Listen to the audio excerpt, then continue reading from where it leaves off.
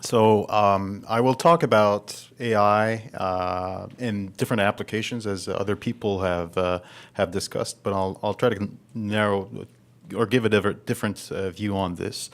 So one conversation that's been discussed previously is that the sort of the changing definition of AI. So when I look back at my studies and back in late 90s, I actually did a PhD in machine learning with maybe some of you know have heard of Yoshua Benjo in Montreal.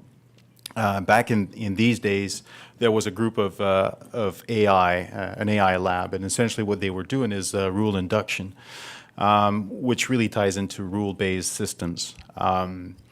And so slowly and gradually, people have kind of shifted their mindset around what AI really is. The broader definition really includes all of these systems, but nowadays, when you talk to people, and you mentioned, for example, recommender systems, they will tell you, well, that's just good old machine learning, and you're not doing the real deep learning stuff, like computer vision or speech recognition.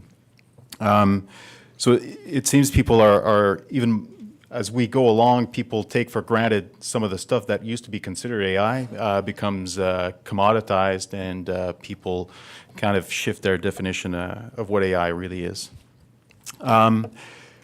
One interesting article that came out earlier this year is from Tom Davenport, who you may know from his book on analytics at work. He and his co-author looked through 152 use cases of AI across various industries, and they categorized these use cases in three broad categories or three buckets. The first category is essentially around engagement. So engagement relates to, for example, interactions with your customers, whether at the stage of acquisition or through policy servicing.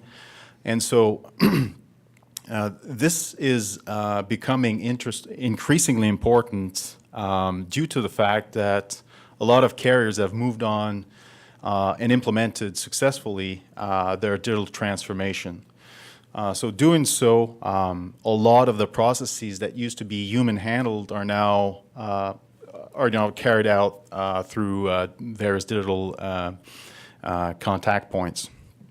And so in doing so, you're kind of losing this human touch. So the question is, how do you, through that digital platform, make your customer feel like you actually know them well, know their interests, know where they've been, and make sure that you connect the dots around the different aspects of the relationship you have with them through different channels. And in that context, AI may be useful.